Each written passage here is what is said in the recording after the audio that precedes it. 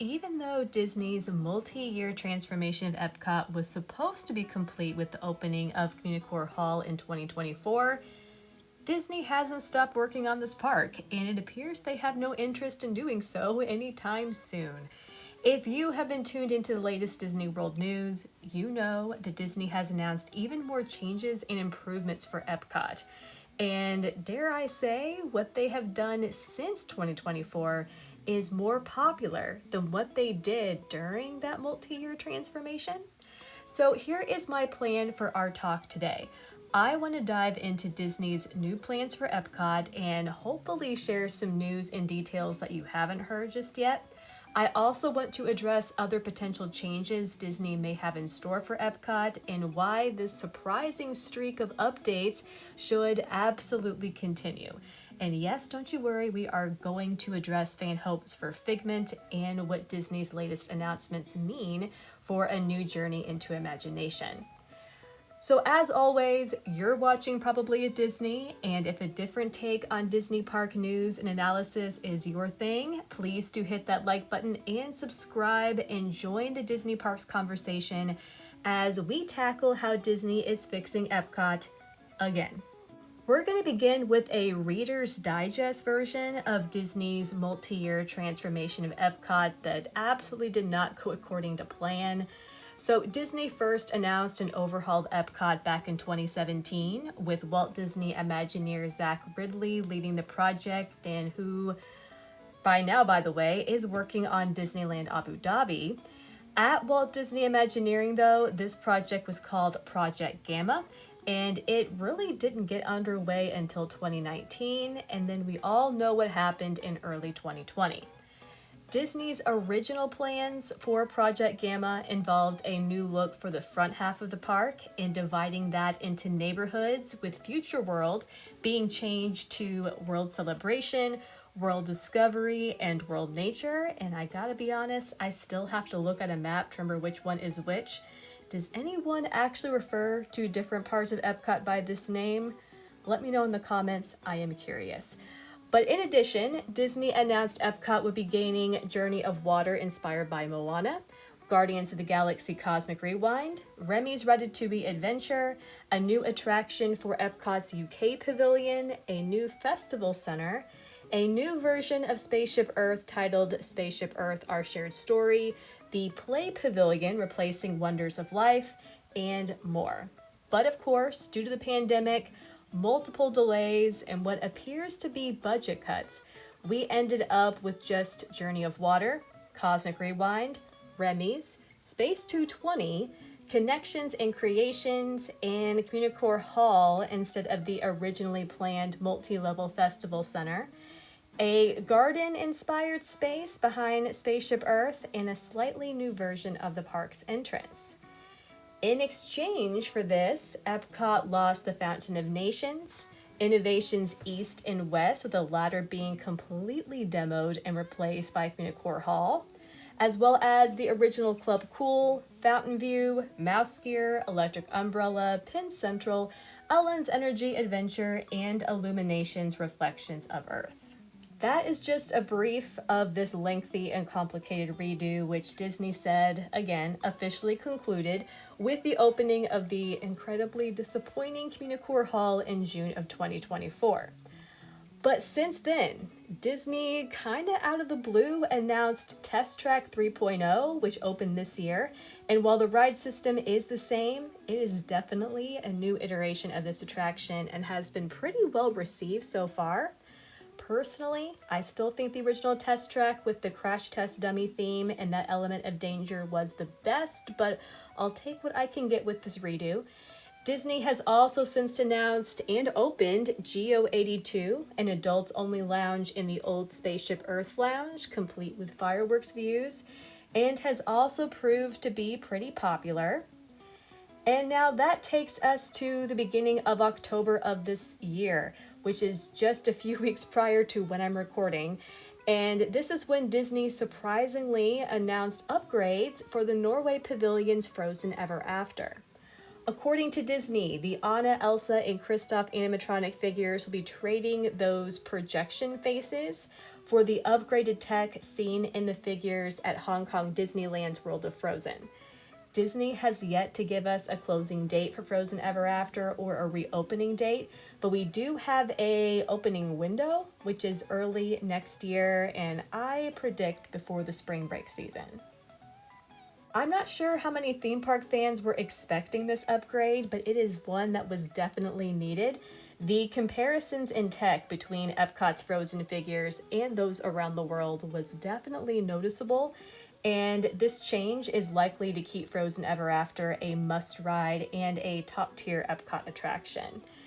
But then, after that news, just a few days later, Disney revealed even more changes were headed to World Showcase, and specifically Remy's Ratatouille Adventure at the France Pavilion.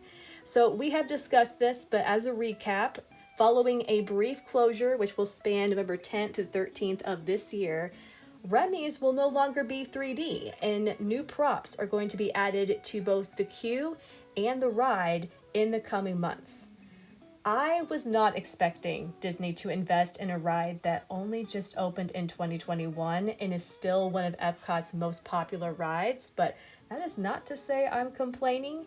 This kind of reinvestment is how Disney used to do things. So I am definitely here for this, but I do want to mention this change could be part of a plan that extends beyond Epcot. Since the pandemic, 3D glasses have become problematic for some guests, and they were already an issue for those who wear glasses, are prone to motion sickness, or have young kids who struggle with wearing them. Therefore, it would be cheaper, faster, and appealing to various demographics if Disney transitioned certain rides and shows away from 3D, not only at Epcot but across the board. And yes, I am now wondering if this played into Disney's decision to close Muppet Vision 3D. And that makes me think that this show, Muppet Vision 3D, could in fact be gone for good. Time will tell. But on the flip side, Disney is about to open a new 3D show, Zootopia Better Together at Animal Kingdom. So, if Disney is planning to move away from 3D, was Zootopia already underway when that decision was made? Or are 3D shows safe while 3D attractions are not? I think we'll know if something is really up if Star Tours or Flight of Passage suddenly drops 3D glasses. But overall, this is something to keep an eye on. The most recent Disney announcement for Epcot is, of course, Soarin' Across America. Another announcement that also feels like it came out of the blue, not that I'm complaining, of course. In fact, I feel this is incredible news. Let me break it down for you, and then I'm going to tell you some extra information. So, set to debut summer 2026, and I'm fully guessing the 4th of July weekend, Soarin' Across America is coming to both the Disneyland and Walt Disney World resorts, and true to its name, will let us fly over the United States. According to Disney, Soarin' Across America will be a limited time offering, which is kind of a bummer, but it will spotlight some of the country's natural beauty and iconic cityscapes. I have some thoughts and info on potential locations. Hang with me, we'll get there in a second. Disney announced this new Soarin' film as part of a wider initiative called Disney Celebrates America to commemorate the nation's 250th anniversary in the coming year. I also have a lot of thoughts on this. It's definitely a major deal on multiple levels, and I plan to discuss that in our news about the news video series. Do hit the notification bell so you won't miss that. But back to Soarin', Disney teased that scents will be part of this new version, a fan favorite part of the Soarin' experience, and that more than 12 different locations will make up the new ride film. For reference, Soarin' Over California and Soarin' Around the World have 13 scenes. So we'll see if Disney keeps to that trend or will go beyond. And in talking about Soarin' Over America, Walt Disney Imagineering creative executive Tom Fitzgerald shared the following statement. When production wrapped almost a decade ago on Soarin' Around the World, we started thinking about where we might go next with the format. A trip across the United States felt like a natural next flight for Soarin' to take, and the 250th anniversary of our nation provided the perfect opportunity to book the flight. Our goal was to offer guests a sampling of America's beauty and urban wonders with the hope it would paint an emotional portrait for the nation's semi-quincentennial celebration. But here is a bit more info for you. Imagineering is capturing footage of cities and natural beauty using the following: satellite mapping, aerial path modeling, helicopter rigs, and heavy lift drones. To me, this sounds like we are getting less CGI with this version than we did with Soarin' Around the World, and that is an upgrade in my book. I feel that subconsciously knowing what you're seeing is real adds to Soarin's unique thrill. And while Soarin' Around the World's polar bears are cute and the Taj Mahal is beautiful, I can never quite suspend belief in the same way I could do with Soarin' Over California. So I'm very happy to hear this. As for those transitions, Disney is also paying special attention to that detail, describing how contrasting shots will be tied together through smooth transitions that show the geographical whole of the nation. I think it's possible that the eagle on this newly revealed poster for the attraction will likely play a part in those transitions. Now let's talk locations. Thanks to the poster, I think the New York City skyline and the Statue of Liberty is a given, as it should be. And behind the scenes pictures from the Disney Parks blog that showed Imagineers filming seemingly suggest that they're filming the Florida Everglades or possibly the Louisiana bayous. There was also some speculation that this image was from Mount Rushmore, which I think is a safe bet as well. As for other likely locations, I think Washington, D.C. is obvious, and the Grand Canyon, as well as Yosemite with a shot of Old Faithful, the New England coastline and possibly Maine, Midwest cornfields, the Mississippi River, and some of Texas or the Southwest, and maybe the Hollywood sign. But I personally would love it if Imagineering would include Alaska and Hawaii, as both would be breathtaking locations to fly over. And while they're at it, why not let Disney Cruise Line's The Disney Wonder make a cameo and Alani appear in the flyover of Hawaii? That is some Disney synergy that I would like to see. But overall, from the lessons Disney has learned from the past two versions of Soarin', this one could be really incredible and definitely drive guests to this part of the park, and particularly the one that has been seeing less interest now that Guardians of the Galaxy Cosmic Rewind and Test Track 3.0 are open. So that is the latest update coming to Epcot, meaning we've got 5 updates to this park and its rides since Epcot's transformation ended. Since these, though, are technically updates and overlays, with the exception of Geo 82, maybe that's why they weren't included under the transformation banner, or perhaps they were more recent decisions made in the aftermath of the Epcot redo fallout. We may never know for sure. But I do think these changes, or at least what Disney has announced, are what fans want, and they have been better received than the redo overall. And honestly, if they would just give us a new Fountain of Nations and bring back Illuminations, we might be able to forgive and forget. But the question I have now is whether Soarin' is the end of this string of improvements, or is Epcot just getting started? Other possible changes Disney could make if this Epcot investment continues is, and you already know I'm going to say it, the long-awaited redo of Journey into Imagination with Figment.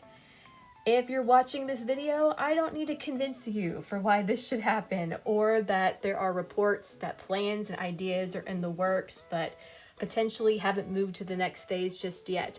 But I will point out that I have been more confident about Disney committing to a redo since Epcot has been off balance in terms of demand, with Test Track and Cosmic Rewind huge draws on one side of the park, while the other side doesn't really have a lot of new offerings. But now that Soarin' is getting this new overlay and crowds will be more dispersed, my concern is Disney may have just bought itself more time to delay a Figment redo. Hopefully that is not the case, and Figment is in fact next on the list of Epcot updates. But I'd be lying if I didn't say that Soarin' may actually work against us Epcot fans, hoping Disney will finally right this wrong. Other possible changes that Disney could make to Epcot is, of course, a new World Showcase Pavilion. According to reports and rumors, Disney came incredibly close to announcing a new World Showcase Pavilion at a D23 several years ago, and it literally fell off the table at the last minute. A new pavilion would be such a home run with guests, but the problem is Disney likely wants to anchor this pavilion with an IP while also working in conjunction with the country's government. I think Brazil is at the top of Disney's list, especially after D23 Brazil last year, and I would be very surprised if there wasn't some sort of conversation between the heads of Disney and the Brazilian government during that event. But again, it's a difficult needle to thread trying to please a government and work in an IP. So while I think Disney wants it and fans want it, can they pull it off? I don't know. Another contender, though, is a new resort. In recent years, there have been rumors about Disney's interest in building a new resort with backdoor access into Epcot. And whenever Disney builds new lands and attractions, they usually try to increase capacity with a new resort, and especially a DVC resort. So this could be on the table right now. And while I think that a Magic Kingdom resort, the one we've been talking about, is the more likely option, I'm not ready to dismiss those Epcot resort rumors just yet. Finally, there is the potential that Disney may finally redo Spaceship Earth and the Wonders of Life Pavilion. Now, Spaceship Earth did in fact just reopen from a routine maintenance refurb, so I don't expect this to happen within the next year. But Spaceship Earth is one of those attractions that could use a little boost in terms of audience interest and to better distribute crowds. And clearly Disney has thought about this for a while. So whether Disney will return to its original plans for the redo or not, I don't know. But I would be kind of shocked if a new version of Spaceship Earth wasn't on the roster by 2030. As for Epcot's Wonders of Life Pavilion, many ideas for the pre-pandemic Play Pavilion are reportedly being realized in the Magic of Disney Animation coming to Hollywood Studios, so I don't foresee Disney revisiting the Play Pavilion concept for Epcot anytime soon. Instead, I think we're going to get something that we're not expecting at all. After all, this location is next to Cosmic Rewind. It's indoor and it's air conditioned and it's equipped for food service. So it's a prime space for plenty of possibilities. Disney would be crazy not to use it, especially if the funds are there to finally bring it back into Epcot's rotation. But again, I think what they're going to do will be a total surprise to us and isn't what we're expecting. So what do you think? Does Disney have more in store when it comes to Epcot? Are we witnessing an unofficial Epcot transformation? Or is Disney just reinvesting into this park and giving it the care it deserves? I would love to hear your thoughts and opinions, as well as which locations you think Soarin' Across America is likely to feature. And if Disney continues plussing Epcot, what do you think they're going to announce next? Do let me know, and if you enjoyed this video, please do hit that like and subscribe button. Every single view and subscriber makes such a difference and makes me feel like I'm getting pixie dusted from my fellow Disney news fans. I really appreciate it. But regardless, I thank you for taking the time to watch, and I hope you have a magical day.